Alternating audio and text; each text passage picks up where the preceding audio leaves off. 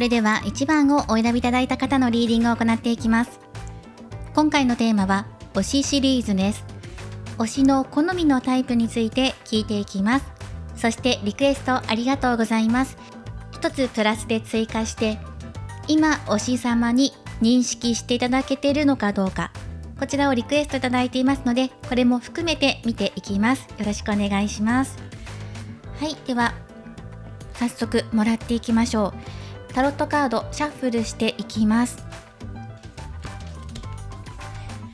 今回2種類のタロットカードを使っていきます。そして制逆採用で見ていって、あとは必要なところにオラクルカードやルノルマンカードを足して見ていこうと思っています。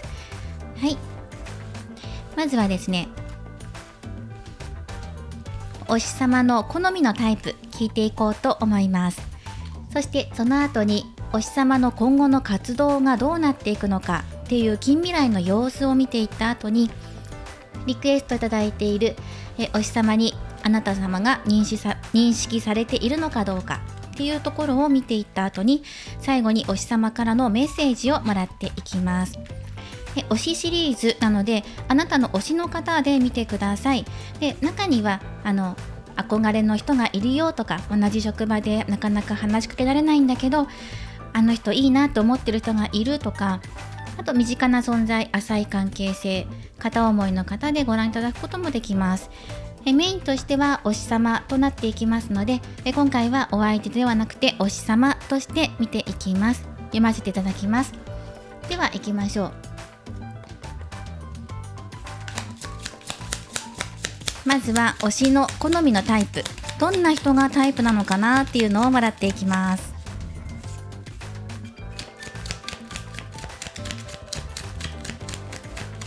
そしてその、好きなタイプの方を見ると、その方を目の前にするとどんな変化があるのかなっていうのももらっていきましょう。はい、ではもらっていきます。はい、ソードのプリンセス、はい、そしてカップの5逆1、あとはつられびと逆1、はい、そしてワンドのエース逆1、はい、そしてワンドの3番正位置で入ってきています。そしてルノルマンカードとオラクルカードももらっていこうと思います。まずはオラクルからもらっていきます。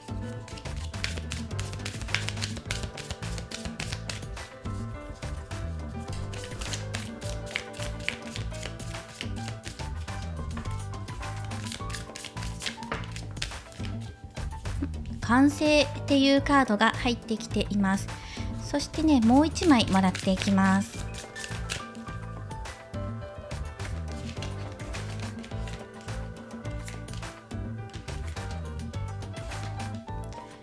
はい、円満です。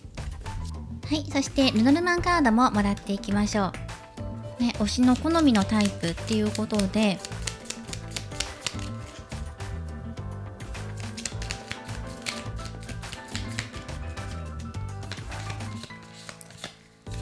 補足的にねもらっていきます。はい、ブックのカードが入っていますね。そうですね、この3枚追加でもらっていって見ていこうと思います。まずはその推し様の、そうですね、好みのタイプ、外見で言えばまず個性的な方っていうのが入ってきます。常識にとらわれない個性的な方かつ、忍耐力のある方っていうのも入ってきます。外見的に言えば変わった服装をしているとか、派手な色合いをしていたりとか、髪色かもしれない、服の色かもしれないんですけど、個性的なファッションをしている方、または発想力のある方っていうのも入ってきますし、あとその実年齢よりも見た目若い方っていうのがあるのかなと思います。外見的タイプですね。なのでその実年齢にあまりこだわらないよっていう推し様だと思います。はい、そして常に自分を磨かれている方が好みなんじゃないかなっていうふうに思います。努力を怠らない方、外見に対してですね。で、中身に対して言えば落ち着いている方だったりとか、一緒にいてほっこりする方っていうのが出てきています。癒し系の方が好きなのかなと思います。自分を癒してくれる人っていう風にね、入ってきていますね。はい、そして少し天然さんなところも好きなんじゃないかなっていうのも出てきています。あとはギャップのある方も好きだと思います。例えば先ほど言った外見が少し派手めな方とか華やかな方とか個性的な人っていうのが外見的にはタイプなんだけど、実際中身が落ち着いていたりとか物静かだったりとか、見た目と中身のギャップがある人がタイプっていうのが入ってきます。知れば知るほど味が出てくる人っていうのも好きなんじゃないかなとも思っていますね。はい、そしてやっぱりね、落ち着いている人が好きなのかなと思います。中身で言えば。そして何か資格を取っていたりとか、読書が好きだったりとか、あとはそうですね、学ぶことが好きな人っていうのが入ってくるので、趣味を持っていたり、プロ級の技を磨いていたりとか、何かに打ち込んでいる人も好きだと思います。夢目標に向かって頑張ってる人好きだなっていうふうに思っているところもあると思いますし、あとはもうそのまま読書だったりラジオだったりとか、常に何か読んでるよとかね、雑誌、ファッション雑誌もありかもしれないけど、映画に詳しかったりとか小説読んでいたりとかで、そういう方も好きなんじゃないかなと思います。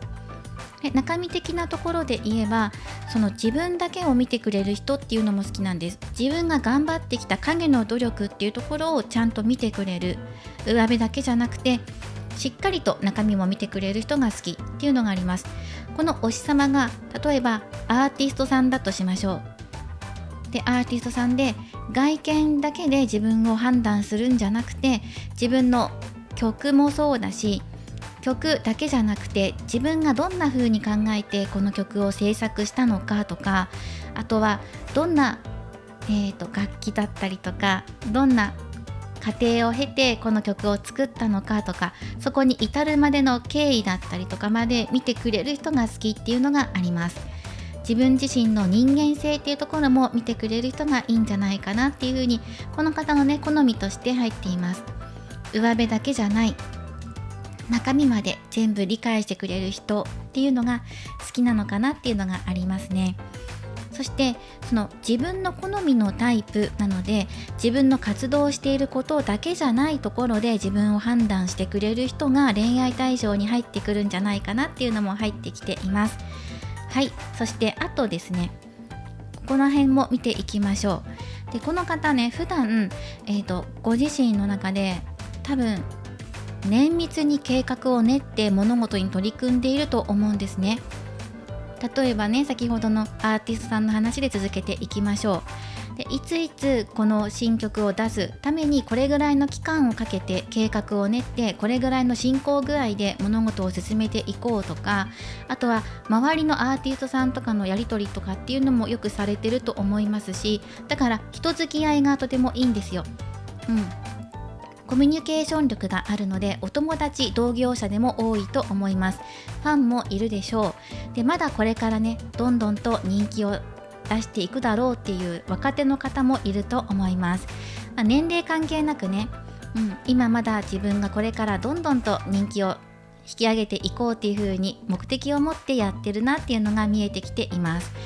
いろんな試練がある中でも自分はこうやって進んでいくんだっていう意思をしっかりと持っている方ですね。またはそれをファンの方にも見せていると思います。こういう方向性でやっていこうと思っていますとかね。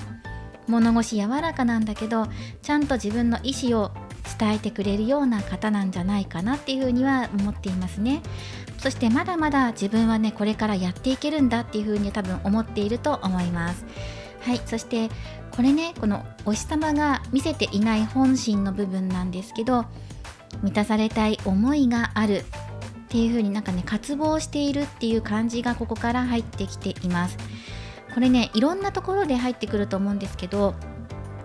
自分が活動している中で表向きこうやってやってるんだよって言ってるんだけど、でもね、実はもっとこうした方がいいのかなとか、悩みがあったり落ち込む時もあるんだけど、それを見せていない、ファンの人には見せない、表向きは明るく振る舞っているんじゃないかなって、明るくというかね、気丈に振る舞っているんじゃないかなっていうふうに思います。お日様っていうのは活動者っていう方が多分多いと思うので、自分の活動に支障のないようなメンタルでいつもいなきゃなっていう気持ちがあるから、プライベートなことで落ち込むことがあったり、自分の活動のことで悩んだりすることがあったり、立ち止まったことがあったとしても、それを見せないように気丈に振る舞っているところがあるんじゃないかなと思います。いろいろ迷うけど進んでいこう、やっていこう、とりあえずやってみようみたいな感じで、でもいろいろとね、考えたり計画練ったりとか、周りのことを考えたり気にしたりとかするところもある中で、それを自分の弱いところっていうのは見せないよっていう体制ではいますね。そして自分の本当の気持ち、悩みとかっていうのを聞いてほしいなっていう風な孤独感っていうのも感じてると思います。ここがね、この活動者にとっての葛藤する部分だと思うんですけど、そうですね、プライベート充実されていないっていうね、お日様もいるかもしれない。活動は目一杯頑張ってるんだけど、実はプライベートって悩んでるとか孤独感を感じてるとかっていうね、お日様もいるかもしれませんね。今ちょっと自分の気持ち満たしたい思いがあるとかっていうところが出てきているかな。まだ受け止めきれない現実っていうのが出てきているのかなとも思いますし、でもそれを振り払うかのように活動しているよっていうところはあります。はい。そして今、そのお相手、お日様が好きなタイプの方を目にした時にどんな反応をするのかっていうところでもらっているのがこの2枚のカードです。好きなタイプを目の前にすると、なんかね、ピシッと自分がやらなきゃって、活動者として表向きこういう風に表現しなきゃっていうところから、ひょっと崩れるようなところ、崩れるというか溶けちゃうようなところが出てくると思います。顔に現れるかもしれませんね。好きなタイプを目の前にすると顔がちょっと柔らかくなったりとか、あと自然と距離が近いとかね、好きなタイプの方の近くにいるとかね、自分が行っちゃうんだっていう感じもしますね。寄り添っていっちゃう、くっついちゃうみたいなね、惹かれていっちゃうんだっていう感じもしてきています。そしてこの好きなタイプの方っていうのが癒し系の方なんですよね。この人と一緒にいると円滑に進んでいくというか、なんか流れが良くなるっていう風に感じるんだっていうのが出てくるんです。だからなんか荒々しい争いの中とかにもし自分がいたとしても、くつろげるような、ほっとできるような相手がタイプだっていうのも出てきています。そしてこの方を目の前にすると気持ちが多分溢れていくんじゃないかなっていうのが出てくるんですね。いろんな妄想したりとか、ワクワク感が止まらないっていう感じです。妄想するというかね、顔にも出るし、仲良くなっていけるんじゃないかなとか期待するところが出てきたりとか、それが目に見える形で現れるかもしれませんね。このようにね、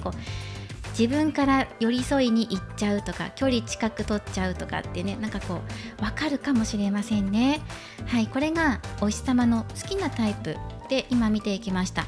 あとこのお日様のね、今抱えてることで見ていくと、まだ満たされていないとか解決されていないことがあるんじゃないかなっていうふうには感じています。はい、ではこれをまとめさせていただいて次に見ていきましょう。次のタロットカードはシャッフルしてあります。こちらのカードから、お相手、お日様の、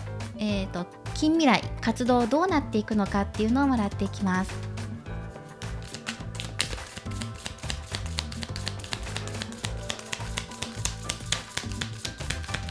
はい、こちらはホース集を使ってもらっていこうと思います。お日様の今後の活動についてどんな風になっていくのか。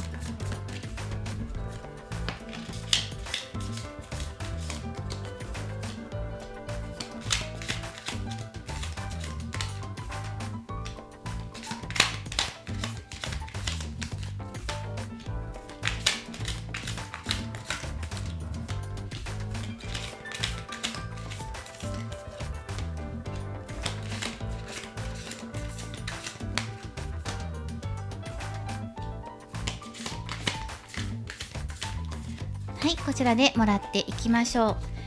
う。ではめくっていきますね。はい。で、お日様ですね。ラバーズの逆位置。活動について見ていきます。ペンタクル、ナイト、正位置。今ね、一生懸命ね、頑張ってることあるよっていう風に出てきていますね。はい。決めきれなかったようなこととかもあったでしょう。今、ここですね、ご自身の活動において、今ね、まっすぐ進んでいるような状態だし、いろいろと考えている。で、前は考えられなかったようなことも視野が広くなって考えられるようになったとか、いろんな解決策が見つかって、進んでいけるようになったとか、前揺れていたようなことがあったんでしょうね。そこから抜け出して今自分なりにマイペースにやってますっていうのが出てきています。はい、本当に一生懸命ね積み重ねてますねっていうのが入ってますね。今すごくね着実に実力をつけているところっていうのが出てきています。足りないところを補うかのように学んでいるでしょうし、知識や技、技術っていうのも身につけているでしょうし、その中で進んでいってるよっていうのがあるので、今すごくいいと思います。はい、そしてこれね、周囲の状況で出していきます。ペンタクル10、周りの人とのやり取りだったりとか、あとはこのお日様が頑張ってるだけに見合った分の報酬をいただけていない可能性がある。評価を得ていないってことですね。すごく頑張っているんだけど、それが正当に評価されていないっていう可能性もあるし、長く続けていきたいと思っていることに対しての周りの人、例えば契約先の方々だったりとか、所属している事務所の方々との間のチームワークやバランスっていうのがうまく取れていない、足並みが揃っていないのかなっていうところはあります。事務所的にはこういう方向性でやっていきたいっていうふうに思ってるんだけど、本人はそこに対していかがなものかなっていうふうに足並みが揃っていなかったり、自分はこういう路線でやっていきたいんだけど、周りから求められていることとのギャップを感じていたり、周りの人は明るい曲で出してほしいとかっていうリクエストがいっぱいあったり、そのようなオーダーをもらってるんだけど、自分はバラード1本でやっていきたいとかね、なんかちょっと食い違いっていうのが起きている可能性がありますね。もしくは正当に評価されていないのかなっていうところはあります。見合うだけの報酬をいただけていないとか、あとはですね、やっていきたいと思うことに対しての周りの状況がそれが噛み合っていないのかっていう感じで、ちょっと不安定な感じもします。はい、そして、これが、近未来と最終結果、お日様ワンドの2番ね入ってきています。うまくいかないことが1回訪れたりとか、やりたいと思っていることが1回ね、このお日様のモチベーションが失われるようなことがこれから先訪れるかもしれないんだけど、それを乗り越えていきますっていうね結果が出てきています。近未来の様子です。モチベーションの上がり下がり、アップダウンっていうのはあるんだけど、でも最終的にはまとまっていくでしょうね。お日様の中で掴み取っていけるものが出てくるんじゃないかっていういい結果になっています。はい、では障害になっていることでもらっていきましょう。デスのカードですね。正位置です。これね、終わりと始まりを受け入れていくことっていうのがテーマになってきます。このお日様の中で何かしら自分の中で覚悟を決めることだったりとか、新しい世界へ行くため、自分の成長のためとか、視野を広げるためだったりとか、新しい自分とか求められていることに応えるために何か決めていかなきゃいけないことがある。でももうすでに決めているよっていう風に出てきていますから、決められていなかったこと、求められているものに対してのズレを感じていることに対してはクリアしていけるんじゃないかなっていうのが出てきています。周りの期待に応えるように自分自身柔軟に物事を捉えていくのではないかと。これね、障害なので、この切り替わりですね、運気の切り替わりというか周期の切り替わりっていうのもあるし、契約期間とかね、そういうことも出てきてるのかもしれないけど、新しいところへ行くためにっていうのが、これが障害として入ってくるんですね。だから自分で決めなきゃいけないことがあるとか、周りとの足並みを揃えていかなきゃいけない、さあどうするっていうのが今まで行われていたんじゃないかな。でそれを決めていくためにもっていう風に考えてるのに、モチベーションがなかなか上がらないようなことが訪れる、周りとの足並みが揃わない、思ったような収穫が得られないとかね、反応がいまいちだなって、自分が頑張ってるんだけど周りからの評価はいまいちだなっていう風に感じるからやる気なくなっちゃうってところもあるよって。アドバイスとしてはエンペラー逆位置ですね。周りの意見を取り入れていくんじゃないかなっていうのが出てきています。取り入れていくとなおいいねっていう風にも出てきますね。またはこのお日様の自分のやりたい方向へ進めていくのかどうかっていうのを周りの人たちとうまくコミュニケーションをとっていきながら、みんなで決めていくといいのかなと思います。お日様のやりたいことすべて押し通せる未来になるのかどうかっていうところなんですけど、この辺りを見ていると、新しいお日様の状況だったり環境だったり自分自身の未来像っていうのを受け入れていけるのかどうかっていうところで、ここをテーマとなって出てくるのかなっていうふうには出てきていますね。ただこうやって見ていくと、自分の中で掴み取る、実感できるものとかも出てくると思うんですね。湧き上がってくる思いとかモチベーションも回復していくだろうし、なんか一つ上り詰めていくよっていうのが出てくるから、この変化っていうのを受け入れて、ご自身の中で、それはね、環境を変えることかもしれないですよね。もしくはこの今ある環境、今いただいている評価をそのまま受け入れていくっていうところが出てくるのかもしれません。でもいずれにしろ、このお日様の中で一つ自分の中で掴んだぞっていうものが出てくるんですよ。だからいいですね。近未来はいい流れになっていくと思います。そしてルノルマンからも少しねもらっていきましょう。お日様、気になることがあるのでそこに対してもらっていきます。まず周りの人との噛み合わない部分だったりなんだろうっていうところでヒントになる1枚をください。怒りのカード、怒りはお仕事とかも表しているので、まさに自分の活動のことについて周りの人と意見がすれ違っていたり、または信頼関係も表しているので、やはりチームワークがうまく取れていないっていう可能性もあります。このお日様はこんな風に進んでいきたいっていう気持ちがあるんだけど、周りの人がそれじゃなくて違う方でお願いしますとか、あと契約が長く続いていけるのかどうかってことでね、話し合っている方もいるかもしれません。そしてあとは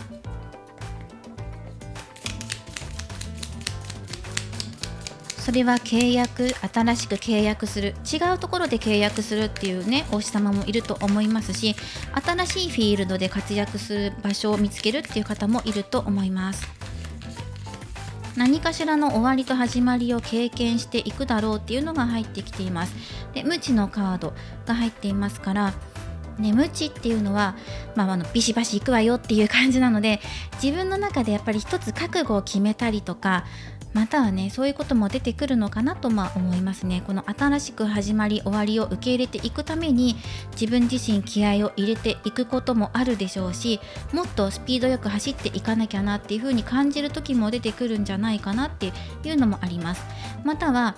周りの人たちとの何か口論になるような、対立するようなことがある、誰かに何か言われるとか、逆に自分がそれに対して反論するっていうようなことがもしぶつかり合いがあったとしても、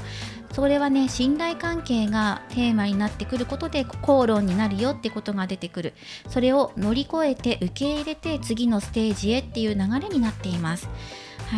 一時期ね、モチベーション下がるようなこともあるでしょう。だけどこのお日様、結果的に自分の中で一つ掴むようなことが出てくるので、これから先の未来っていうのはもう少し広がっていく、活躍の場が広がっていくんじゃないかな。一つ目標にしているものが叶っていく、直近の目標か、それが叶うよっていう風に出てきています。2番のカードが出てきています。やっぱりね、一つだけじゃなくて直近の目標2つぐらい叶えるぐらい力があるよっていう風に出てくるので、今その目の前で目標に立てていること、お日様がもし公言してらっしゃるのであれば、それが2つくらいは契約取れたりとか、役が決まったりとか、何かしらの成功、お仕事に関係する成功がここで出てくるよっていうのが出てきますし、2番っていうのがナンバーとして入っています。このお日様が活躍するのが2がつく時かもしれません。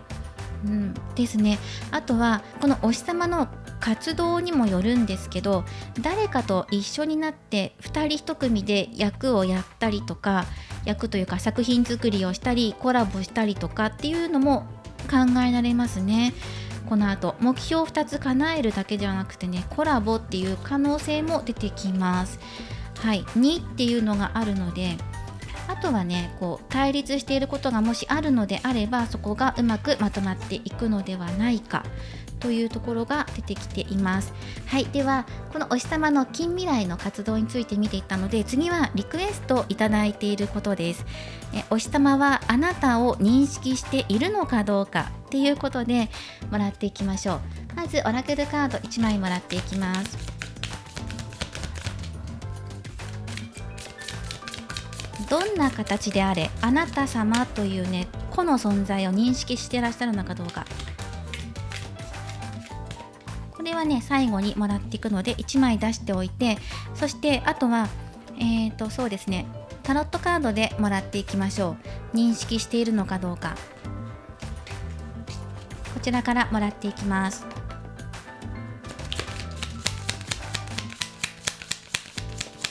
あなたの顔を知らなくても SNS で推し活してるっていうあなたの存在、アカウントを知ってるっていう場合も含めて、もうあなたという個の存在を認識してらっしゃるのかどうかでもらっていきます。リクエストではどれぐらい認知されていますかっていうふうにお問い合わせというかリクエストがあったんですけど、そうですね、今このカードを見ていると、個の存在としてはまだ認識されていないんじゃないかなっていうところはあります。はい、そして生誕バースのカードが入っています。やっぱりなんか2人ってか2人並んでるんですよね。ちょっとこの2人っていうのがちょっと気になるかなというところはあります。なんかね、2人で活動していく、コラボだったりとかっていう感じもするし、2つこれから新しく始めること、または両立していくものがあるのかな。契約が2つ取れるとか、作品を2つ出すとか出演するとか、あとは執筆活動もやるけど曲も作るみたいな感じで2つの道をやられる、始めるよっていう方もお日様の中でいるのかなと思います。そしてこの生誕のカードは新しく生まれてくる、何度でも生まれ変わる、なので何回でもアタックして諦めないでねってことを教えてくれてるカードで、終わりと始まりといえばこのデスにもちょっとつながってくるんですけど、でも今回はね、こちらのカードはその自分が認識されてるかどうかってことで見てるので、今認識されている可能性としては低いんだけど諦めずに推し活続けてください。で、あなたはいずれ認識されていきますっていう風に出てきていますね。今はまだちょっと可能性的には低いかな。子としては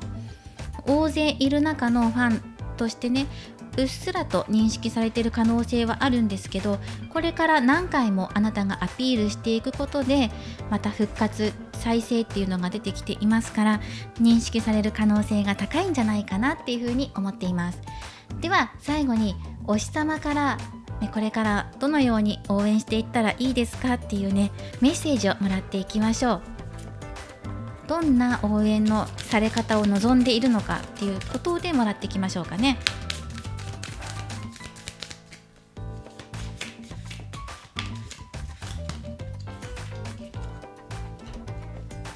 そしてルノルマンからもらっていきます。はい、後期いいですね。例えば表立って推し活していなかった人であれば SNS 始めてみて、もう推しアカウント作ったりとかしてもいいんじゃないかなっていう風には出てきています。あなたの扉を開けて可能性を広げてっていう感じで、今までファンクラブ入っていなかったらファンクラブ入るだったりとか、何か活動の幅を広げてもいいんじゃないかなっていう風に出てきています。自分自身の中で変化をさせていこうっていうねカードが出てきています。やっぱりね夜明けのカードなので、どうしてもねこの1番さんっていうのはで何回も出てくるんですけど、終わりと始まりを繰り返すよっていうのがメッセージとして入っています。で、お日様からのどんな風に私応援していったらいいんですかってことで今聞いてるので、これね2通りあるかな。一つは先ほども言ったみたいに、あなたが自分の可能性を広げていくことですね。活動の場を広げる、あなた自身がねその推し活の場を広げていくことだったりとか、あともう一つはこのお日様が終わりと始まりっていうカードを何回か出してきてるので、なんかね活動が一回停止したり休止になったりでペースが早まったりとか再開したりとかっていうようなことも出てくる可能性があります。だけどチャンスはちゃんとやってくるから、いつまでもそのままね応援していてほしい。たとえ活動が一時休止になるようなことがあっても待っていてねっていうところですね。必ず夜明け、私が登ってくるからね、だからそれを待っていてねっていうこともここでメッセージとして入ってきますね。はい、で手紙のカードが入ってるから、ファンレターを送れるのであればファンレターだったりメッセージやり取りできるのであれば、そういうねコミュニケーション取っていくのもいいでしょう。あなたのプレゼントだったりね思いっていうのを綴るっていうのもいいです。でファンレターを受け付けていない事務所だったりとか、そのようなお日様であればあなたの気持ちを SNS に綴っていくのもいいでしょう、ね、推し活の幅を広げていくことをですね。はい、でもこれはねラッキーチャンスを表すコウノトリさんがやってきているので、今なかなかお日様の活動がそうなのか、あなたが認識されていないからなのか、何かねあなたの中で迷いがあったりとか、どうしようこのまま推し活続けていいのかな、どこまでやっていいのかなっていう風に分からなくなってる、見えなくなっているところが出てきているんですけど、でもいずれこれからお日様自身がそうだし、あなた自身も推し活自体も好転していきます。物事が今よりももっと広がっていきますので、だからそこについては不安にならないでくださいと。でお日様からのメッセージだから、やっぱり自分がね日の目を浴びるまで応援していてほしいなとか、いずれちゃんと自分が人気が出るというかね、もっと広まっていく、自分の名前が広がっていくので、それを見ていてほしいってことも言われています。またはこれ移動の意味も表しているので、推しに会いに行ったりとか、ライブに足を運んだりとか、お日様のイベントに参加するっていうのもいいかもしれませんね。なんかいろんなプレゼントキャンペーンが行われていたりするんだったら申し込んだりするのもいいかもしれません。いずれあなたにとって何が自分の推し活として自分のペースとしてこれがいいっていう風になっていくのかっていうのがつかめていくから、今はまずお日様のことを見ていきながら、期待をかけていきながら、そしてご自身の中での活動の幅を広げ、チャンスがあるのであれば飛び乗っていく、応募キャンペーンだったりとか、イベントごと、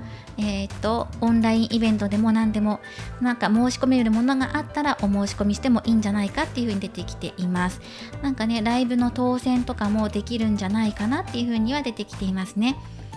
はい、いいでしょう。今悩んでいることも解決されていきます。少し気持ちがすっきりしていくんじゃないかなと思いますね、あなたの中でも。そして最後にお選びいただいたこちらのカードからメッセージをもらっていきます。これね冒険者っていうカードです。はい、これはあなたの進む道について教えてくれてるカードです。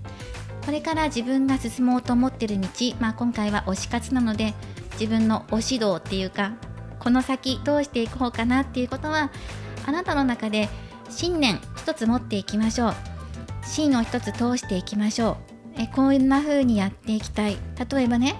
今自分の生活習慣とバランス取りながら推し活していきたいっていう人もいるでしょうし、なるほど自分の推し活の幅を広げたいっていう風に今感じた方もいるかもしれない。または今見直しかけてるよっていう方もいるかもしれませんね。どこまでそのお金をね使っていこうかなとか、いろいろあるじゃないですか。お日様によってねグッズ出していたりとか、ご自身でプロデュースされているものがあったりとかもするかもしれないので、それどこまでね自分がやっていこうかなっていうふうに悩んでいたりとか、まだ決めていなかったようなことに対してこうやって応援していこうっていうのをまず一つね持ってくださいっていうのが出ています。お金は使えないけど SNS で拡散していくことだったりとか、リプライとかリツイートとかねしていくようなことがもしできるのであれば、そっちの方にやっていこうとかね、またはお日様の誕生日にその推し活の一環として広告出したりとかっていう方もいますので、そっちの方で頑張ろうって何かしらあると思うので、一つどういう応援の仕方をしていくのかっていうのをね見て自分の道を決めていきましょうっていうのが出てきていました。このアドバイスも参考にしてください。今回は推しシリーズです。お日様の好みのタイプや、そしてリクエストいただいていましたお日様に認識されているのかどうかっていうことと、お日様の近未来の活動について、またはどのように応援してほしいのかっていうメッセージをもらっていきました。これからもリーディング動画を投稿していきますので、高評価やコメント、そしてチャンネル登録をよろしくお願いします。ではまた次回の動画でお会いしましょう。最後までご覧いただきありがとうございました。それでは2番をお選びいただいた方のリーディングを行っていきます。今回のテーマは推しシリーズです。お日様の好みのタイプについて聞いていきます。そしてリクエストいただいています。お日様に今認識されているのかどうか、こちらをリクエストいただいていますので、それも見ていきながらお日様の近未来の活動の流れ、そしてどのように応援してほしいのかなっていうメッセージを最後にもらっていきます。ではよろしくお願いします。まずはねタロットカードをシャッフルしていきます。今回2種類のタロットカードを使って見ていきます。そしてルノルマンやオラクルも使っていきます。タロットカードは制逆採用で見ていきます。はい、まずはねこちらのカードからシャッフルしていきましょう。そしてお日様の好みのタイプ、このカードから聞いていきます。そしてねその好きなタイプの方を目の前にするとどんな変化があるのかっていうのももらっていきましょう。で今回はその推しシリーズなので推し様として、読ませていただくんですけど、浅い関係性の方だったり憧れの方だったり、同性異性関係なくねだったりとか、ご自身の好きなお相手として捉えていただいても構いません。好きな人の活動を応援したいっていう場合でも大丈夫ですよ。ではもらっていきましょう。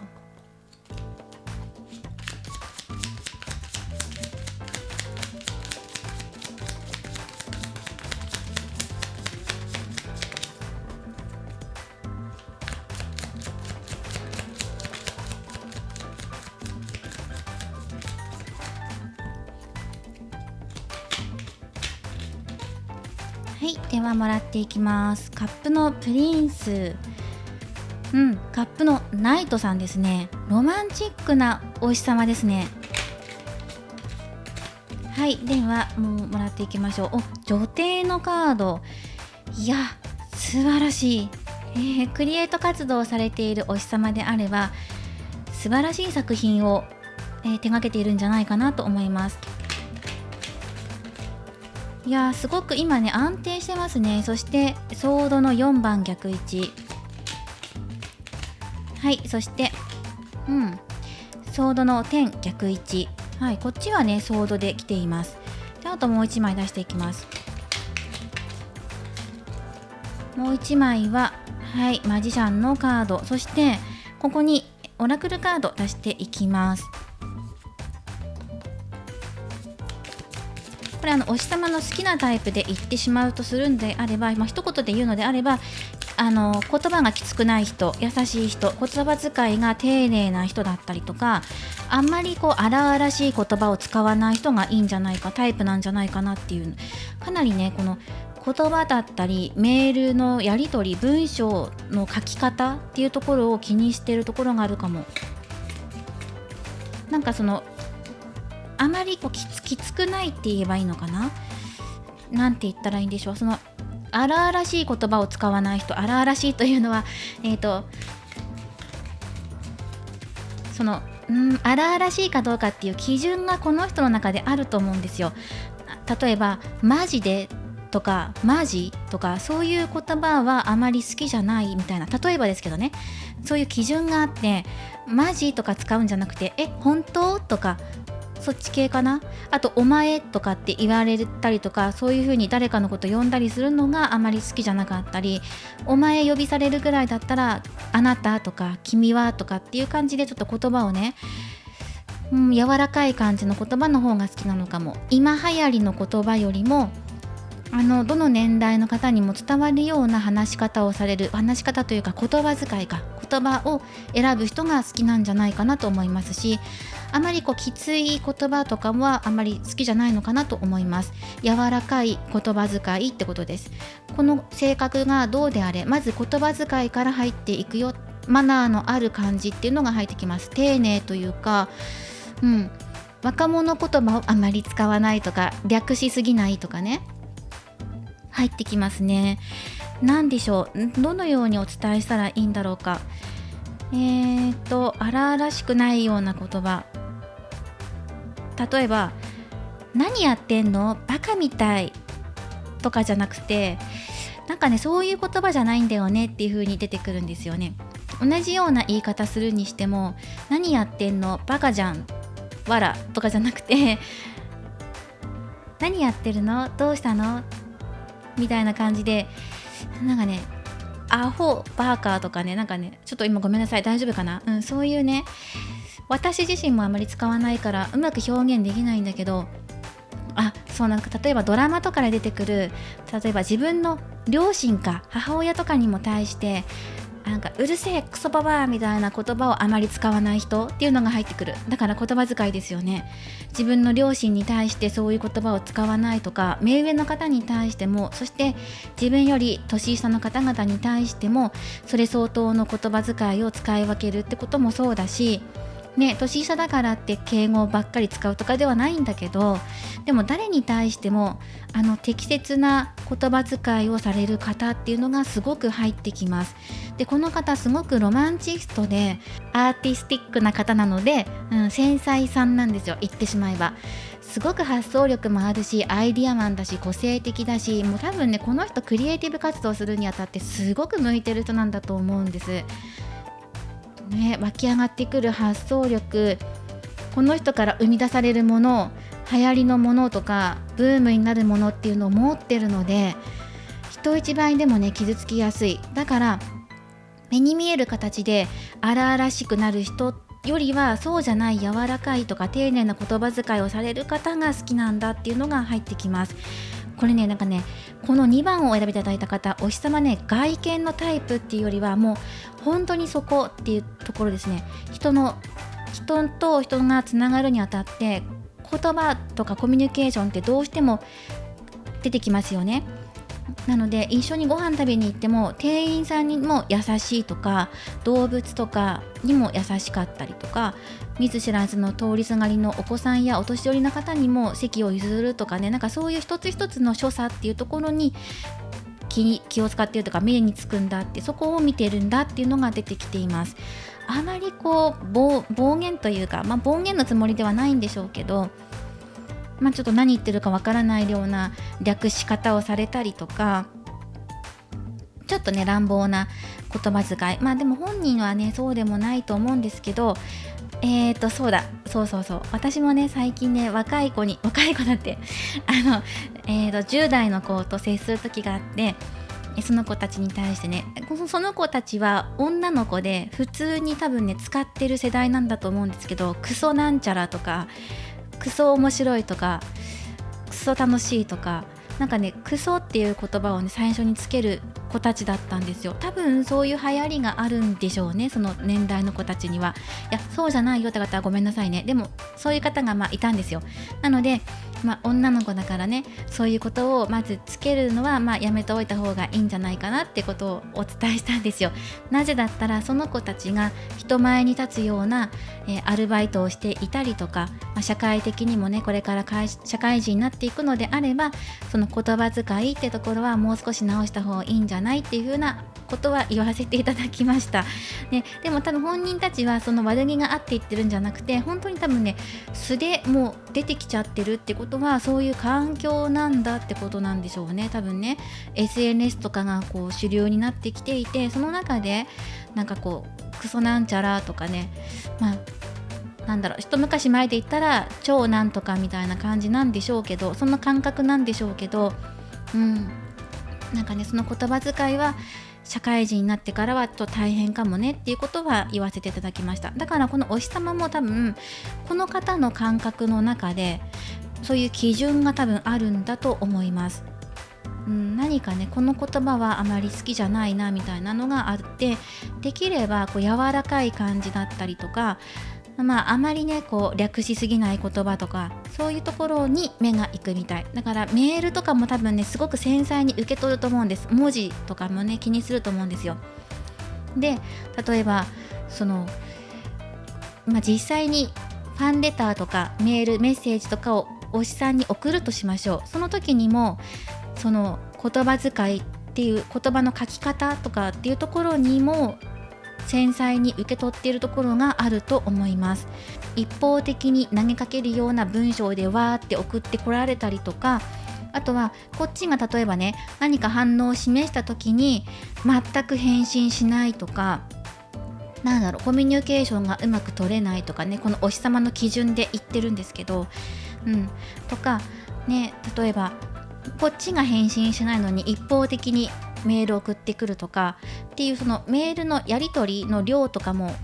あるんでしょうけど、それよりもその内容ですよね。言葉遣いっていうところがすごく入ってくる。すごくね長くなっちゃいましたね。でもそれぐらい大事なんだってことが出てきています。でこのお日様すごく人気ありませんか？どんな活動されてるかっていうのはね見てる人にもよって変わってくるんだけど、お日様推しなので、活動してる方が多分多いと思うんですよね。アーティストさんだったりクリエイターさんだったり、中にはね俳優さんとかね演者かもしれないし、人の前に立つような方、活動されてる方だと思うんですね、メインとしては。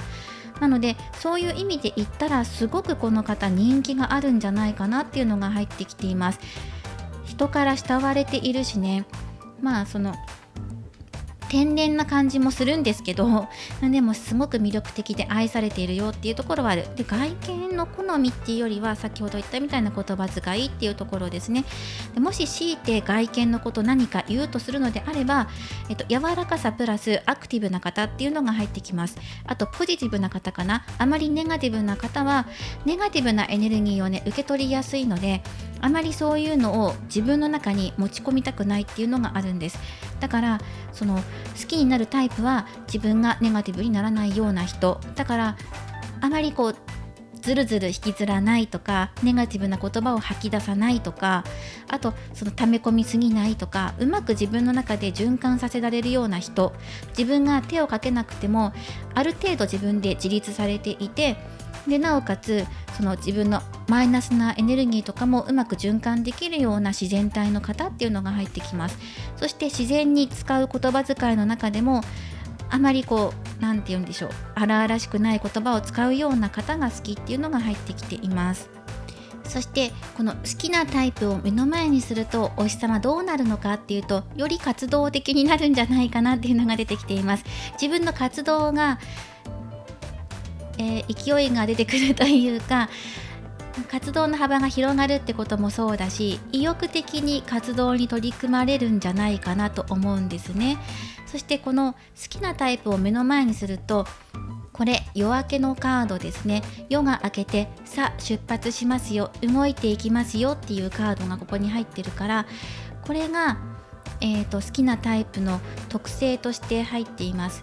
つまりね、さっきも言ったみたいにネガティブを引きずらずに、夜明け明るさが入ってきたら、光が入ってきたらもうすでに私たちはそれに向かっていきますよっていうね、暗闇は終わり明るいところを目指していくっていう、ポジティブ思考の方が好きっていうことと、あとは好きな人を目の前にしたらどんな変化があるかって言ったら、活動の幅が広がることと、あとここね、信じる気持ち、心っていうのが出てくるので、多分表情としては、もし表情に表すとするのであれば穏やかな感じになるんじゃないかな。だからといって口数が多くなるとかではないんですよね。密かに思っていますよとかっていうのがあるから、あまり表情には出ない。出たとしても穏やかな感じ、ニコニコしてるような感じはするけど、なんかすごくタイプだからといって漫画に出てくるような目がハートになるようなこととかはあまりならないんじゃないかなっていうのはあります。はい、だけど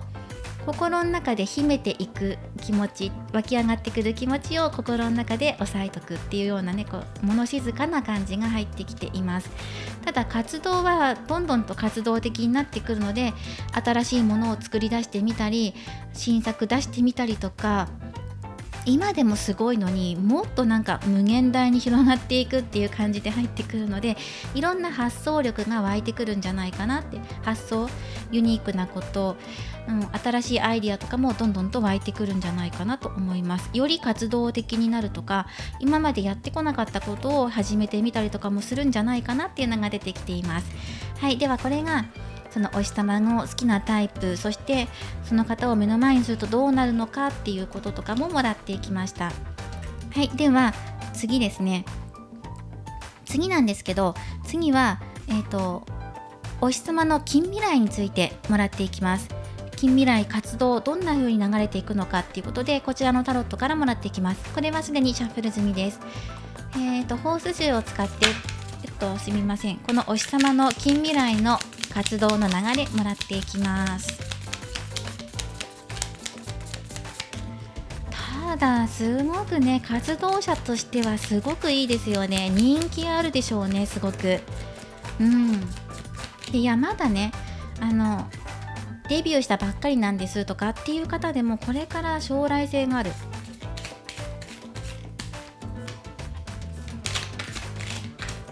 この人にしか持っていないものや、この人にしか生み出せないアイディア、活動だったり、絶大なる人気っていうのも感じます。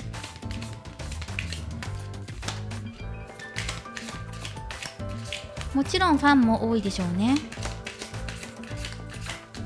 これからも増えていくと思います。ではホースシューを使って見ていきましょう。お日様の流れはカップのクイーンとマジシャン、いいですね。流れがすごくいいな。なんか未来どうなっていくんでしょう。今現在すごくいいし、流れがすごくいいですね。活動されてますよね。評価も受けているんじゃないかな。周りの環境としてはワンドの6逆なので、ちょっと止まっていることがあるな、周りの環境的に。ただこの方の勢いがすごいから、もし周囲とぶつかることがもしあったとしても、こっちの方に軍配が上がると思います。ただし今状況的にはちょっとね、お日様の方が不利な感じだから、この方が今やろうとしていることに対してどうかなっていう風に感じてる、周囲の方とかね、周りのスタッフさんだったりとかっていう感じで、少しちょっとねズレは感じはするんですけど、もうちょっと落ち着いてゆっくり考えてもやってもいいんじゃないみたいな周りに対して、いやもうどんどんとアイディアが湧き出てきて止まりませんみたいなお日様がいるので、障害はどうかな。でも力のカードだ。めっちゃいいな、このお日様。活動がすごくいいですね。いや全然大丈夫よって。今例えば逆境に感じるようなことがあったりとか、周囲の状況、スタッフさんじゃなくてもファンの方かもしれないけど、その方々の間で何かねこうズレを感じるようなこととかあったとしても、それを飼いならしていくよっていうのが出てきていますから、これね障害で取っていくんですけど、障害じゃなくてこれは素晴らしいですね。お日様が寄り添っていくこととか、周りの人が寄り添ってくれるとか、それによって、もちろんね苦しいこととかもあるでしょう。それを耐えていくからこそ生まれてくるものがあるとか、芽生えてくるものもある、障害っていう大きな障害はないんじゃないかなって。たとえもしあったとしてもそれを乗り越えていけるよっていう風に出てきていますから、いいですね。で、近未来はハーミット逆位置です。何かね、自分の中に閉じこもるようなことが出てくるでしょう。それから抜け出していく、スランプ脱出するっていう可能性もありますね。どちらかかなっていう感じで、アドバイスとしてはツアレビと逆、このお日様、近未来大活躍するんじゃないかな。大きな成績というか功績を残すとか、対策に出演するとか、対策を生み出すとかっていう大きなことがあるんじゃないかなっていうふうに思っています。このお日様の生まれ持っている性質や星の元っていうのが、そういうふうなね、大きな星の元に生まれてるんじゃないかなって、自分が大活躍するような星の元に生まれてる方っていうのがすごく入ってきます。すごいですよ。で、近未来でいくと、これそっか、スランプ脱出するというよりは、一回スランプにはまっちゃうような感じがするなっていうのは出てきていますね。だけどそこからスランプにね陥ったからこそ生み出されてくるアイディアだったりひらめきっていうのが出てくるでしょうって、一回停滞するようなことがあったりとか、うまくね周りと馴染んでいけなかったり、周りのことで足止め食らうようなことがあるかもしれないけど、そこを乗り越えてさらに発展していくっていうのが出てきますね。でも、一回ね落ち着かないようなことが出てくるかなっていうのは近未来出てきています。ちょっとね一人になって考えたいなっていうふうに思ったりとか、なかなかねすごくスムーズにうまくいってることが一回停止になったりするようなことが出てきて、そこで改めて考えたいなって思うことが出てきたりっていうのはありますね。だけどそこから耐えていって、じゃあどうすればいいのかなっていうことを見えてくるまで時間はかかるかもしれないけど、この方絶対諦めないので、だから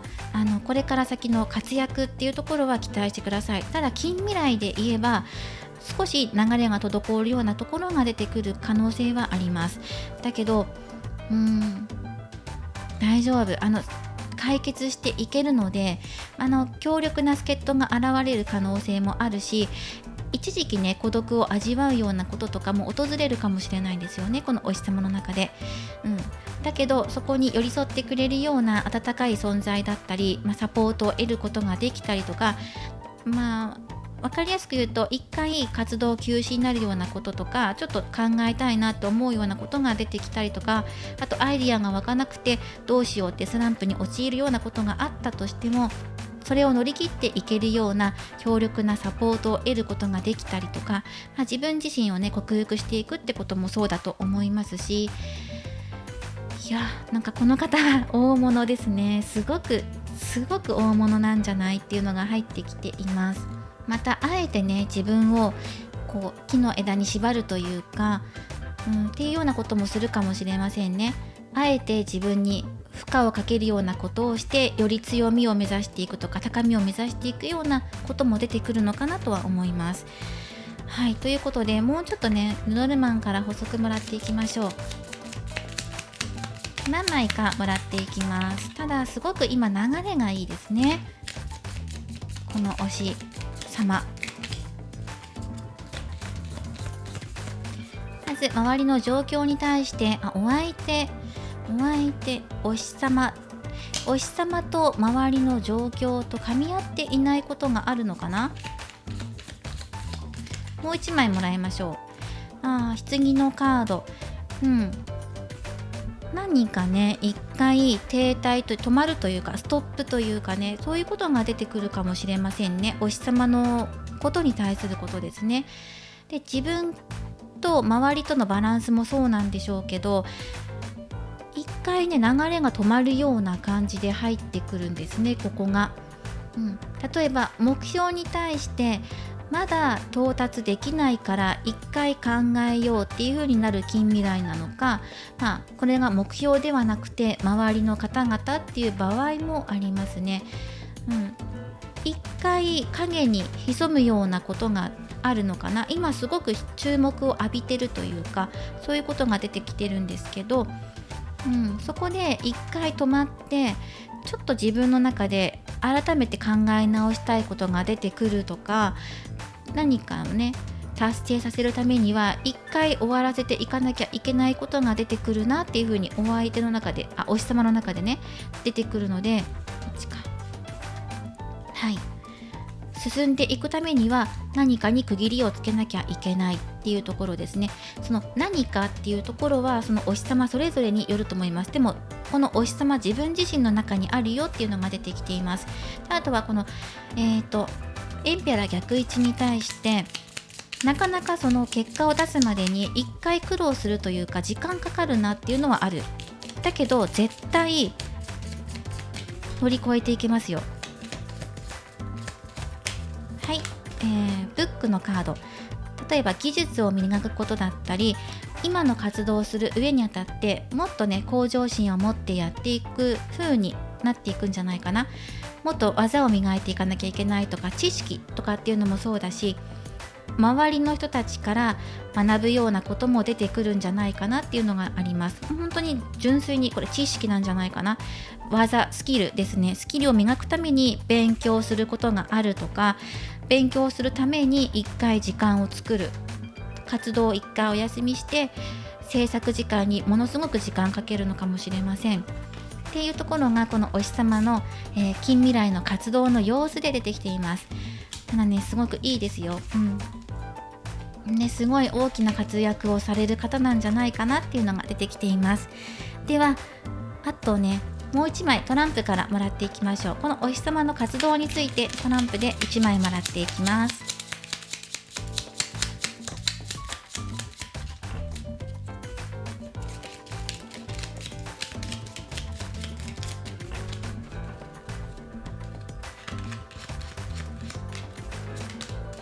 これだ、9番ミイラのカードが入っています。この9っていうのがお日様のラッキーナンバーです。近未来のねラッキーナンバーなので、9というナンバーに注目してください。はい、そのように入っていますね。9か、今10月なので、9のつく日だったりとか9時だったりとか、そういうことに関わるようなことで何かあるかもしれません。お知らせがあるとか作品を発表するだったりとか、イベントが9のつく日がラッキーナンバーですね。はい、ということで次ですね、このお日様に認識されていますかというリクエストをいただいているので、これに対して答えを出していきます。はい、今現在なのでね、先どんどん変わっていきますから、今現在このお日様に個の存在としてあなた様っていうのが認識されているのかどうか、それはね大きな意味で捉えていきます。顔を知らないけどアカウント知ってるとか SNS であなたが活動してるのを知ってるのかもしれないし、もう幅広い意味であなたという存在を認識してるのかどうか、1枚出していきます。カップ2番逆位置、まだ認識していないっていうのが今の現状ですね。まだ一致していないっていう感じで入ってくるので、まだ例えばねはっきりとしていないっていうのが入ってくるんです。複数人いるとか、例えばファンの集いとかで名前アカウントとかちらっと見たことはあるんだけど、もう一個人としてあなたっていう認識はまだぼやけているような感じがしますね。そして熱意と優雅、そうだな、リラックス優雅ですよね。ゆっくりと月を眺めて自分の好きなことやろうっていうのと、たとえ今は認識されていなかったとしてもあなたの熱意が伝わる時がやってきます。でまだ安定していないことがあったりとか、認識されるにあたってまだね先がね遠いかなっていう風に感じることもあるでしょう。だけどいずれ伝わる時がやってきますから、あまり慌てずにね推し活を推し進めすぎることなくね、自分のペースでやってくださいねっていうエレガントなカードが入っていますから、だからお日様の好きなタイプみたいな感じですよね。あまり我を出しすぎるようなこともなく、落ち着いて押し続けていくと認識される可能性が高いんじゃないかな。これは諦めずにね取り組んでいきましょうねっていう熱意のカードだから、今ね認識されていなかったとしても、がっかりせずにねこの推し活を続けていく中で、お日様に認識してもらえる可能性が出てくるんじゃないかなっていうところです。はい、優雅に過ごしてくださいねっていうのが出てきています。では次ね、お日様はあなたにどんな応援をしてほしいのかっていうメッセージをもらっていきましょう。ではタロットカードから1枚もらっていきます。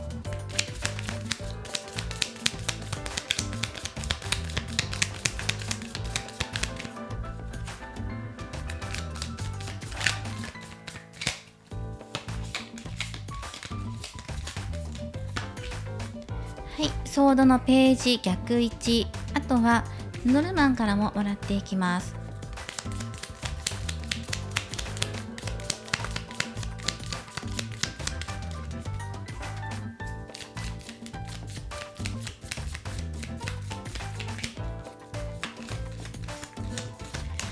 このお日様の中でお日様を取り巻くいろんな噂話だったり情報だったり、報道というかね、その中には、真実じゃないものも報道される可能性があります。噂程度のものだったりとかね、ガセネタだったりとか、なのであまりそこら辺にとらわれないでねっていう感じは入ってきます。こんな報道があったからこれが事実だとかじゃなくて、真実は必ずしもその全てではないので、そこをよく見抜いてくださいっていうような感じで入ってきます。いろんな、情報が飛び交うんでしょうね。このお日様に関することでいろんな噂話だったりとか、誤った情報が流れたりとかするんだけど、あなたが信じるこのお日様の姿っていうのを応援してください。周りの人に流されないでねっていうところはあります。あなたの目で見えているお日様がお日様です。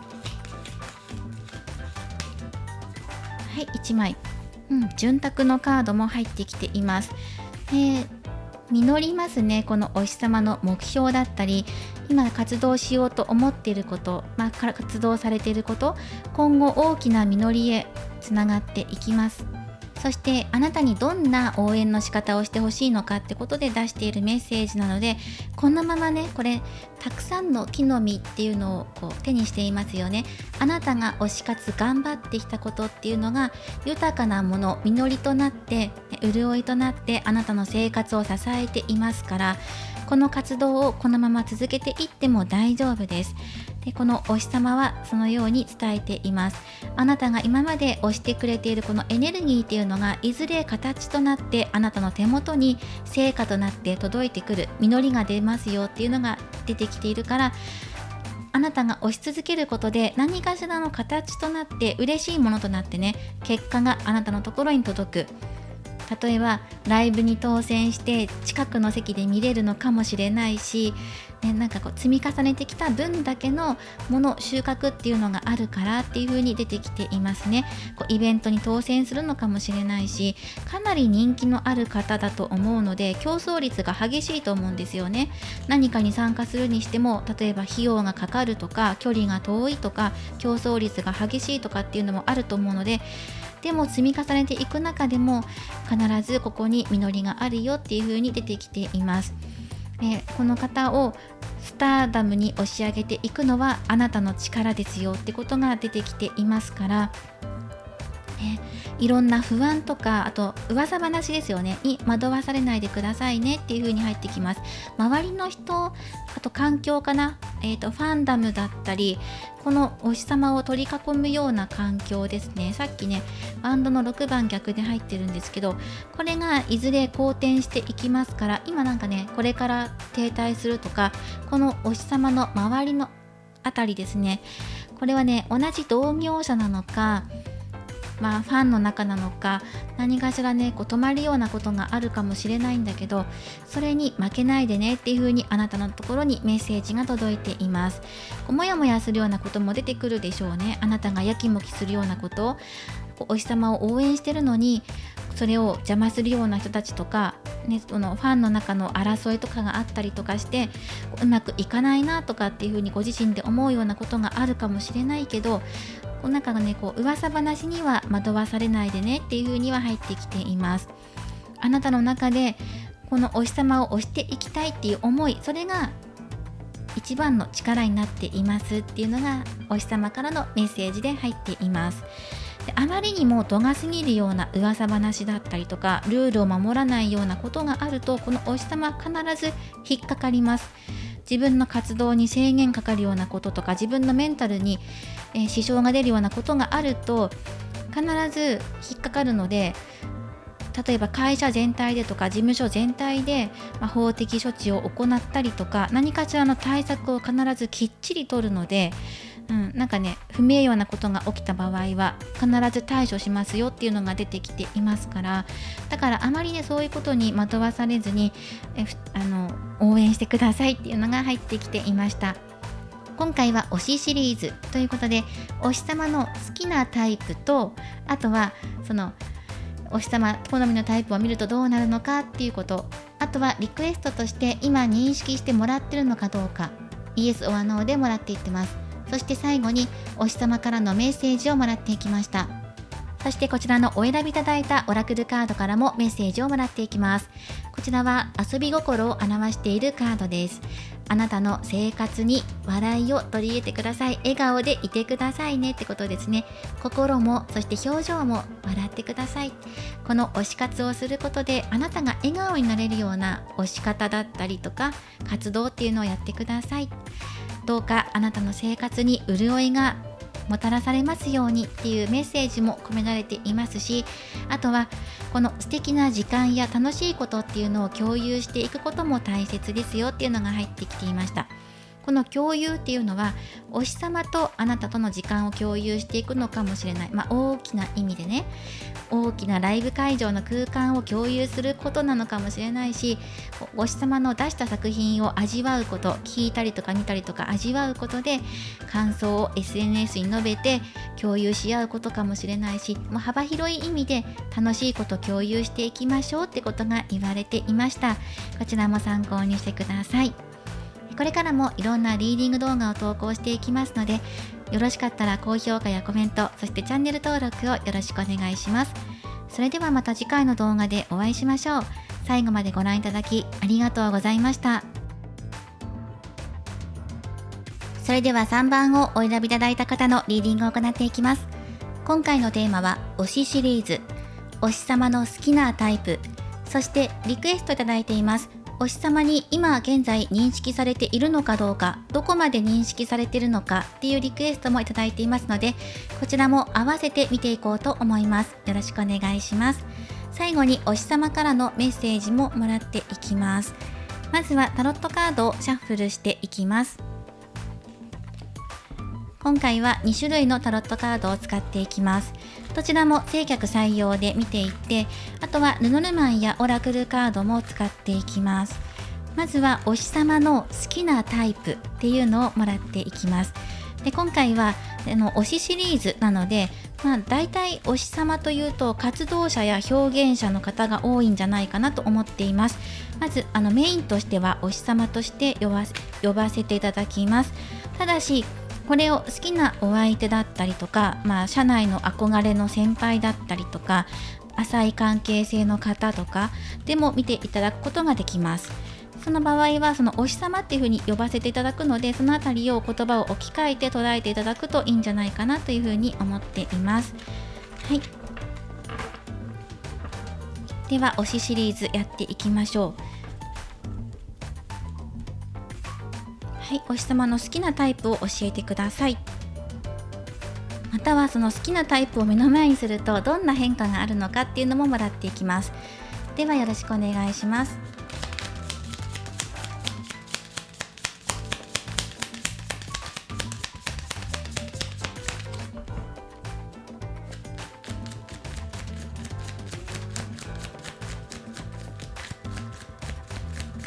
はい、それではもらっていきます。はい、まずは、ペンタクル10、正位置です。はい、こちらはペンタクル9、逆位置です。はい、そしてこちらがソードのキング逆位置で、もう1枚、はい、ワンドのプリンセスなのでワンドのページ3ですね。そしてここに1枚出していきます。い、カップのキング逆で入っています。はい、ではここに、付け足していきます。オラクルカードもらっていきます。2枚もらっていきます。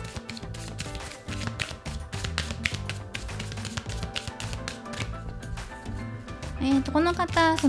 自分より年下の方が好きなんじゃないかなっていうのが入っています。どちらかというと年下の方に惹かれる傾向があるのかなと。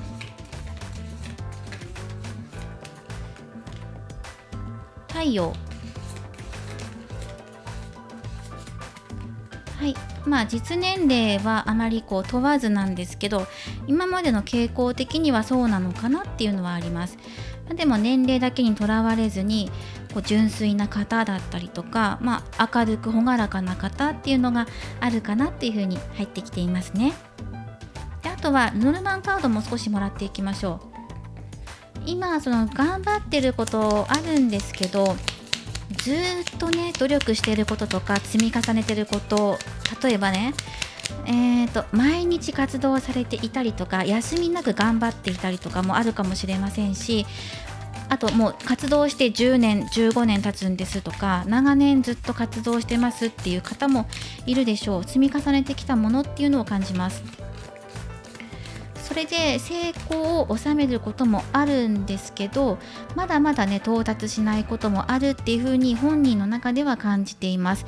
頑張り屋さんなのかな、努力が足りないっていう風に自分の中で自己評価を下げてるところがあるんじゃないかなと思いますし、まだねこの結果じゃ足りないんだっていう風に、まだこれからもっともっとやっていきたいっていう気持ちでもあります。そして今運気の切り替わりというか、そういう境目にこのお日様自体がいらっしゃるのかなというのは感じますね。積み重ねてきたからこそ確立されている地位もあるんだけど、まだでも自分の中では納得していないこともあるから変えていかなきゃいけないことも出てきているっていうのがあるので、何かの節目に来ていたり切り替わりのところに今いるんじゃないかなっていうのはまず出てきています。そうですね、経済的に豊かなお日様もいるでしょう。そうだな、お金に恵まれているとか、お金の流れがいいとかっていうのもあるし、それはでもこのお日様が今まで積み重ねてきたものがあるからです。長年頑張ってきたからこその成果を手に入れていたりとか、例えば毎日ね頑張って何かを積み重ねていたからこそ今受け取っているものとか報酬とかっていうのもあるし、努力家さんですよね。お金だけじゃなくて何か目に見える形で実感しているもの手に取ってるよっていうのが出てきているんだけど、でもまだ足りないとか、まだね自分の力は満たされていないというか、自分の満足理想には届いていないからまだ頑張るよとかっていうところがあるから、一見頑固なところもあるのかなと思います。ここね、自分の活動については休みなくやりたいとかね、やらなきゃみたいな感じで、強く思っているところがあるかも、こだわっているところが出てるかもなっていうのは感じますね。そしてそのお日様の好きなタイプでここ2枚出しています。で先ほども言ったみたいに、傾向としては自分より若い方、年下の方を好きになってきた傾向があるのかなとは思うんですけど、その実年齢というか年齢を抜きにして考えたとしても、明るく朗らかな方で、物事を柔らかく考える方っていうのも入ってきています。で中には天然っぽいようなドジっ子みたいな感じの方が好きだっていう風なタイプとしてね、そういう方っていうのも入ってきます。純粋無垢な方とかね、あまり計算高くない方っていうのが入ってくるので、嘘をつかないとかね、そういうところも入ってくるかなと思います。見た目的には、柔らかい感じで入ってくるので、丸みの帯びた方だったりとか、例えばねこのお日様の中で自分にはないものでプラス柔らかさっていうのが入ってくるので、例えばねこのお日様が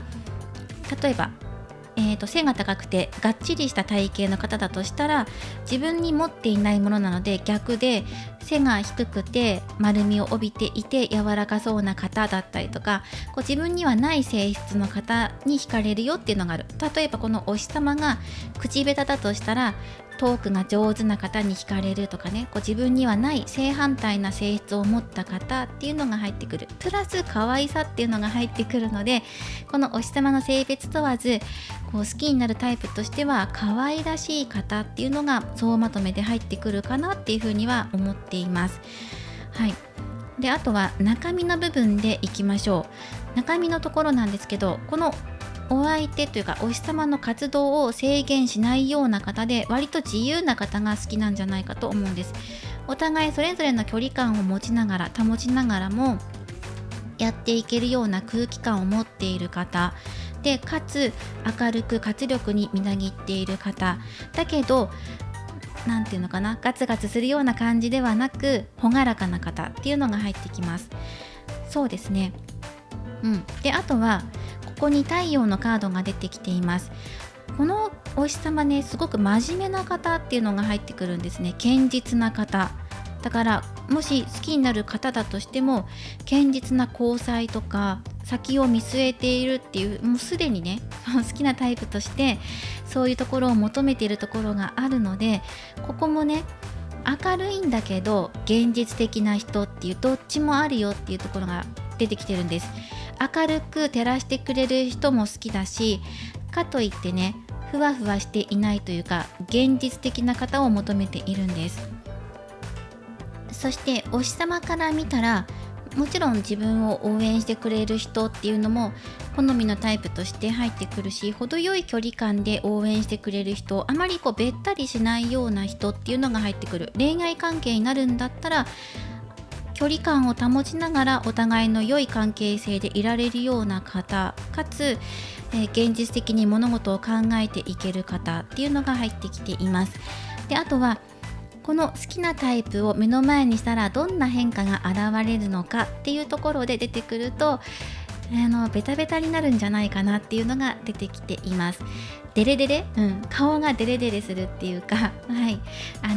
デレッとした顔になるんじゃないかなと思うので、すごくわかりやすいと思います。はい。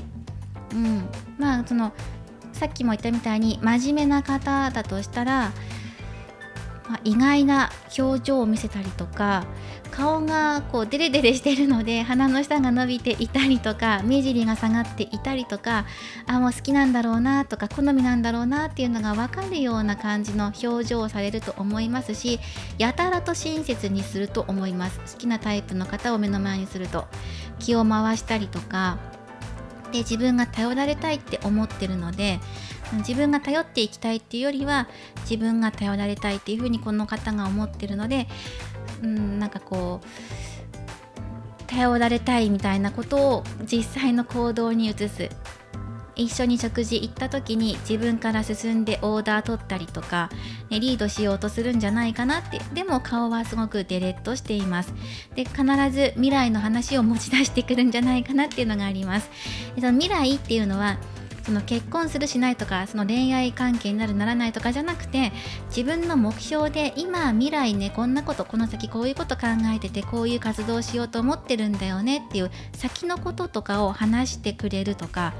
そう好きなタイプの人の前ではね、あとはもう分かりやすく自分の結婚観を話し始めたりとか、将来こういう風なことやりたいんだよねみたいな、この将来のことについて幅広いことでお話持ちかけてくるような感じですね。自分の将来の夢とかを話すのもそうだし、こっち好きなタイプの方に対しても将来のことについて何か質問をしたりとか、恋愛観だけじゃなくてね、どんな夢目標あるのとか、今後どうしようと思ってるみたいな先のことっていうのを話に持ち出してくる可能性があるんじゃないかなと思います。しかしこの方かなりこう誠実で堅実な方っていうのがあるのでなんかこうまさかどんな表情を見せるんだろうっていう感じもするんですけど、でも基本的に優しい方なので、あんまりこう人を邪険に扱わないから、っていうところはありますよ。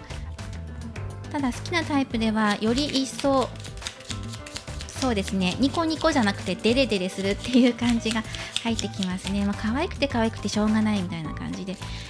見えるんじゃないかなと思います。トランプで1枚もらっていきます。4番ですね。じっくりと好きなタイプを目の前にすると、相手の表情だったりとか、所作っていうところをじっくりと眺めますっていうのが出てきていますね。ナンバーとしては4です。4っていうのをラッキーナンバーとして捉えてください。では次いきます。で、このお日様の近未来の活動についてもらっていきます。コース集を使ってお日様近未来、どんな活動の流れになっていくのかなっていうのをもらっていきましょう。かなりね見ますね。この方はね、好きなお相手を目の前にすると、そしてファンのこともそうかもしれません。一人一人認識しようと努力されるのでは。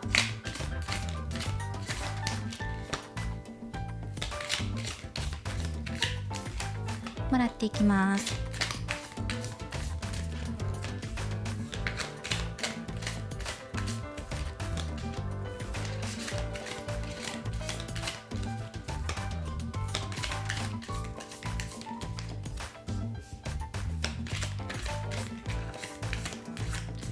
はい、これでもらっていきましょう。ではめくっていきます。まずこれですね。太陽とソードの5番。めちゃくちゃこうやりたいこととか目標に向かって良いスタートを切ったとか、成果を一つ残したとかね、何かしらこう流れてきたものがあるっていうのが出てきているんですけど、だけど失敗したこともあるんだよねっていうのが出てきているので、すごくモチベーションが高かったりとか、成功1回収めたんだけど今現在がどうかなっていうところで、ご自身があまりうまくいってないようなところにあるよっていうのがあります。例えばこのライバルがいるとか競合相手がいるとするんだったら、自分今ちょっと不利かなっていうところ、いい状態からライバルに負けそうになっていたりとか、売上的なことかもしれないし、人気度かもしれないんですけど、負けたくないなって思ってる人がいたとして、その方と競り合っていたんだけど、前は自分が有利だったんだけど今ちょっとね不利かなっていうところにはいます。はい、そして障害としてなっているところにはワンドの6番逆位置、なかなか自分の思うように成果を上げられないとか、そうですね、目標があるんだけどそこになかなか到達できないっていう、なんか自信がなくなってきてしまっているっていうのが今障害として入ってきています。でもね、こう争いとか対立とかもあると思うので、例えば評価がこういまいち自分の中では納得できなかったりとか、頑張りに対して正当な評価を受けられていないって本人が感じていたりとか、頑張ってるんだけど自信なくなってきちゃって、障害が多くてね自信なくなっちゃって、今モチベーションが上がらないっていう感じで入ってくるので、今苦戦されてるのかなっていうのは入ってきています。では近未来です。ハーミット正位置、そして最終結果はソードの10正位置で、アドバイスカードにエンペラー逆位置で入ってきています。近未来で見ていくと、一人で考える時間が必要になってくる、殻に閉じこもっていくというか、でもこれはね前向きな方に捉えてください。閉じこもってしまって動けないとかじゃなくて、脱出するために、殻を打ち破っていくためにとか、現状を打破するために一回自分の心を見つめ直す時がやってくるのかなっていうのは出てきています。そして最終結果はソードの10なので、かなりねこう痛いようなこととかがあるんですよね。それは周りが関係してくると思います。周りとの対立、ライバルだったり、ファンからね何か評価をいただけないようなことがあったりとか、お日様の活動するにあたって障害になるようなことが、対立関係、対人関係とかで出てきます。かなりこう自分が追い込まれるようなことがあるんだけど、かなりこう苦しい思いをする中でそれが明けていくっていう結果になっています。はい、そしてアドバイスとしてはね、一回孤立するというか、自分だけなんじゃないかなとか、ぐるぐるしちゃったりとか落ち込んで考えちゃうようなことが出てくるんだけど、そこからどのように抜け出していくのかとか、サポートを得られていくのかとかね、自分の心をしっかり持っていられるのか、保っていられるのかっていうところがポイントとなって入ってくるんですけど、そうだな、かなりここ大きな成功っていうのが入ってくるので、なんかこう何かしら成果を上げてる方だと思うんですね。でもこの先とか今現在もそうなんですけど、うまくいってないことにとらわれてしまっているので、でも痛みからは抜けるんだけど、かなり大きな試練になるんじゃないかなって、お日様の中ではというふうに出ています。諦めかけそうになっているっていうのがあるので、ちょっと補足で出していきましょう。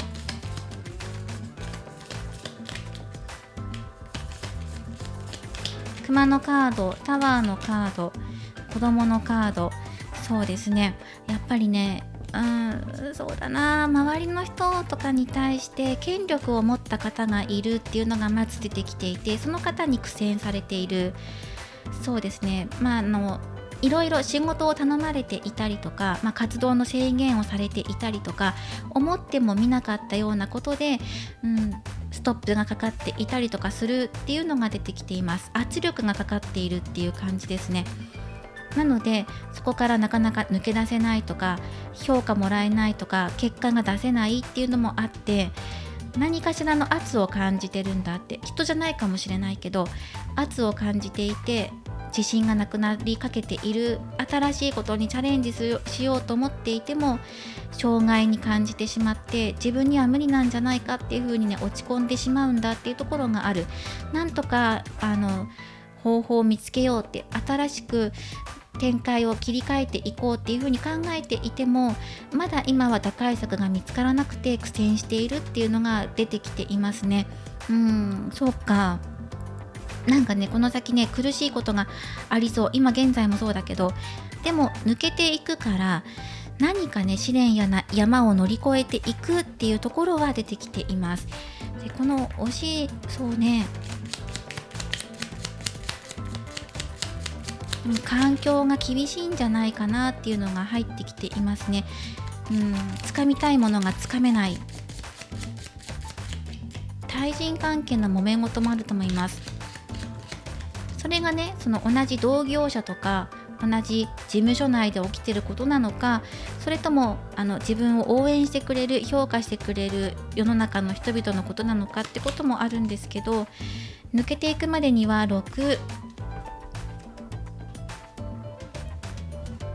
だいたいそうだな、6週間半年ぐらいを目安に見てください。そのあたりには抜けていくっていうのが入ってくるんですね。スランプから脱出していくっていうのがある。でもかなりこう痛い思いをするんじゃないかなってね、剣がいっぱい刺さっていたので、動けないようなこと、制限かけられてるようなことすっごくたくさんあって、でもこれはね、夜明けのカードだから、夜が明けるまでにだいたい6週間から6ヶ月くらい見てねっていう風には入っていますね。そこでようやく正当な評価をいただけたりとか、正当な報酬だったり成果っていうのをいただけるんじゃないかなっていうのが出てきています。はい、これがお日様の近未来の活動の様子として出てきています。何かしらの障害を感じていて、打開策が見つかるまでには半年ぐらいかかっていくだろうっていうのが出てきていました。では次ですね。ではあなたのことを、個の存在として今現在認識しているのかどうかっていうことでもらっていきます。1枚もらいます。それはその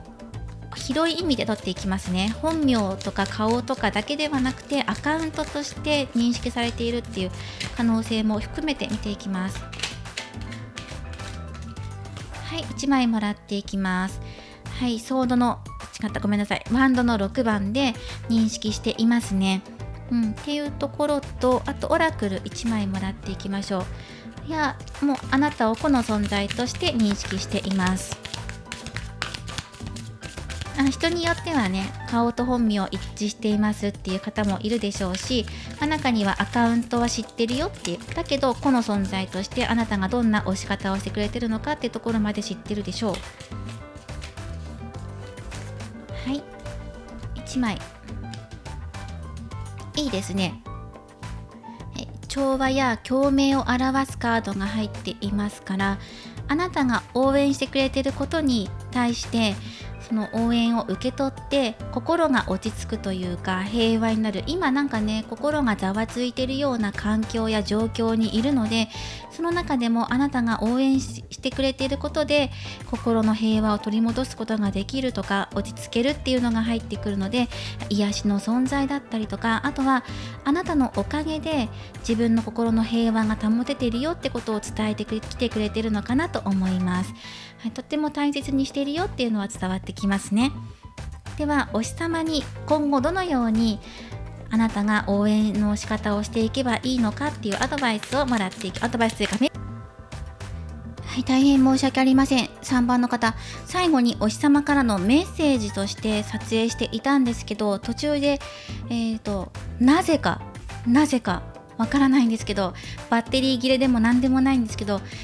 確認したら途中で切れていて、ちょうどお日様のメッセージもらうところで切れていたので、ここから再開させていただきます。カード出していったんですけど、でもね、なんか切れていたのでごめんなさい。やっていきますね、続きを。あれと思って見たらちょうどここで切れていたので、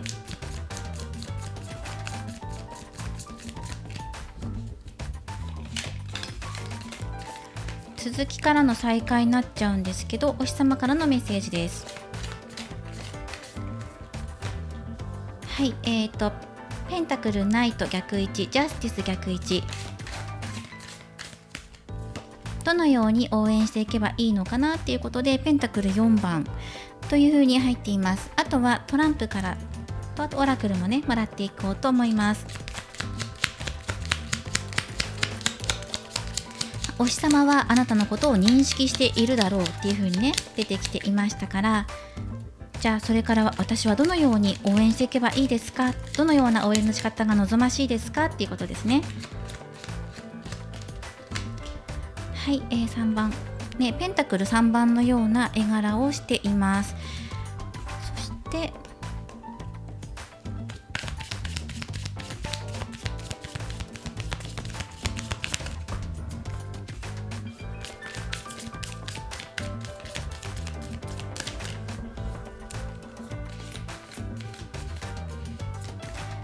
あまり焦らなくてもいいよっていうカード、そして旅立ちっていうカードですね。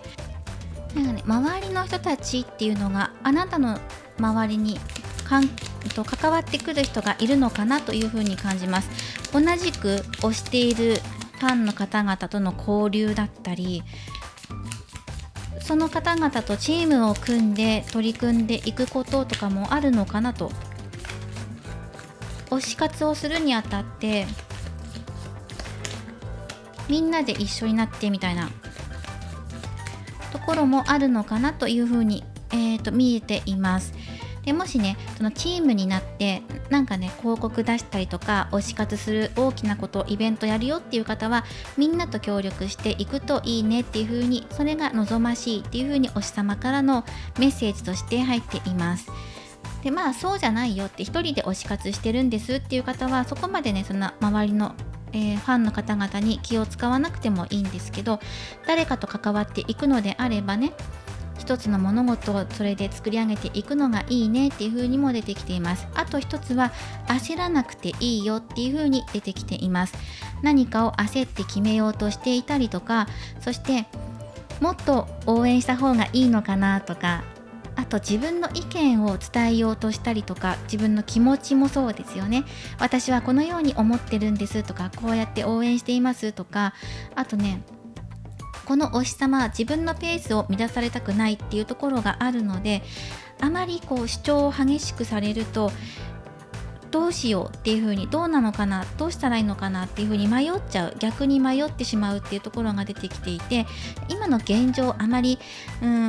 お日様的には有利な状況ではなかったので、余計今迷いやすい時なんですね。なのでそこは静かに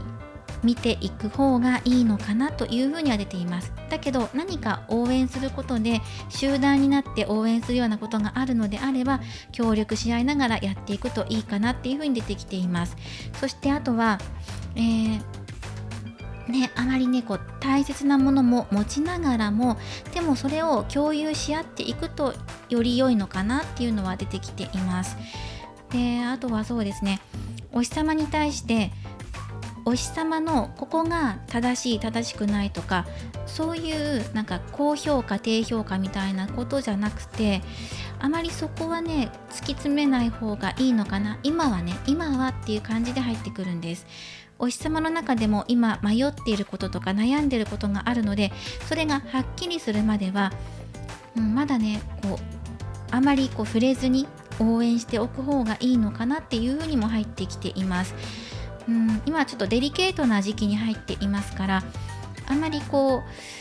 う大きな動きとして何かを出したりとかすると、だいぶデリケートに受け取ってしまうような感じもするので、ゆっくりでいいので応援してもらえると嬉しいなっていう感じはします。そしてお日様がもし落ち込んでるなとか揺れてるなとか、なんか心配だなって不安だっていうふうに思うときは声をかけていってもいいのかなとは思います。さりげなくっていう感じですね。こう切り込んでいくっていうよりは、遠くからさりげなくこう応援してる、何か言葉じゃなくても形として応援してることを表しているような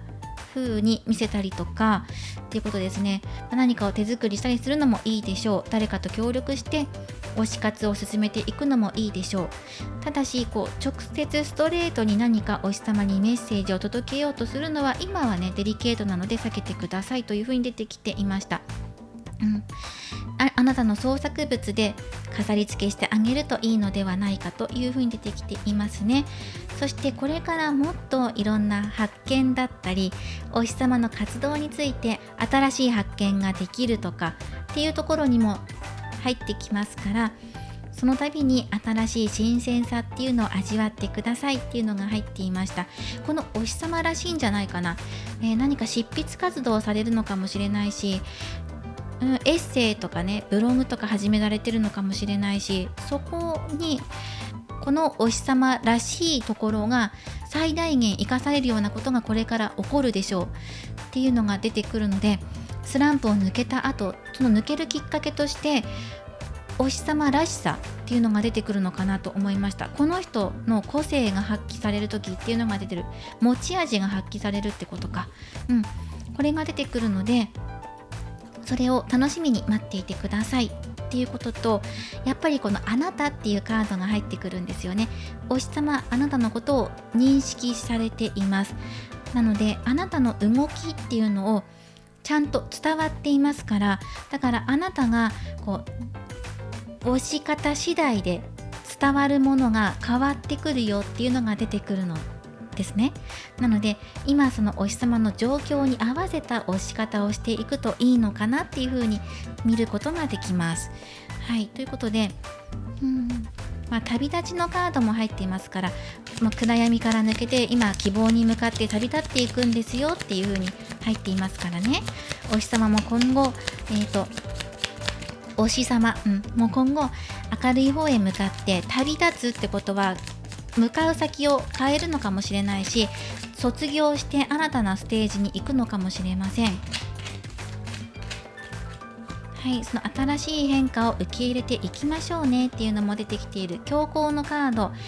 逆で入ってきていました。やっぱり周りの人たちっていうのもお日様もそうだし、あなたもそうかもしれない。周りの人たちが関わってくるようなことがこれから出てくるかもしれないから、その時にうまく協力し合いながらやっていくといいのかなっていうメッセージが入っていました。こちらも参考にしてください。そしてお選びいただいたオラクルカード、こちらは月を表しているカードです。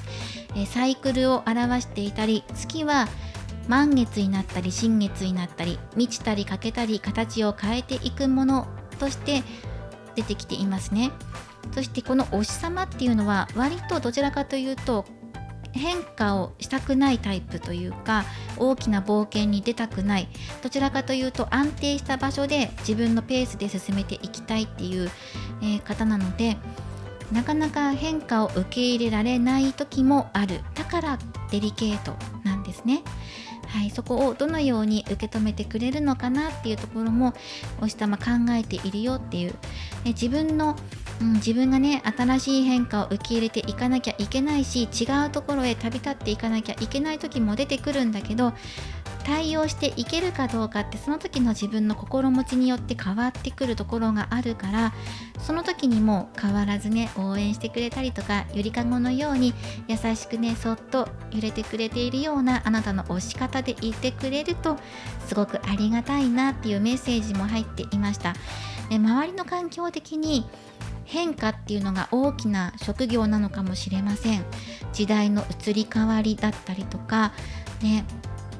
時々によって人気の上がり具合が変わったりとか、波のあるような環境に置かれているのかもしれません。その中でも変わらずに応援してくれているあなたの姿っていうのがお相手は感じてくれていますから、はい、あなたなりのペースで構いません。このお日様に対して今できることをやってくださいっていう風に出てきていました。多分長年応援されている方とかであれば、このお日様が今どんな状況にいるのかとかっていうことを伝わっていると思いますから、あなたもそのあたりを器用にやっていけると思います。はい、応援しています。これからも推し活頑張ってください。ということで今回は推しシリーズ、推しの好みのタイプや近未来の推しの活動について、そして推し様からのメッセージなども含めてもらっていきました。これからもいろいろなリーディング動画を投稿していきますので、高評価やコメント、そしてチャンネル登録をよろしくお願いします。ではまた次回の動画でお会いしましょう。最後までご覧いただきありがとうございました。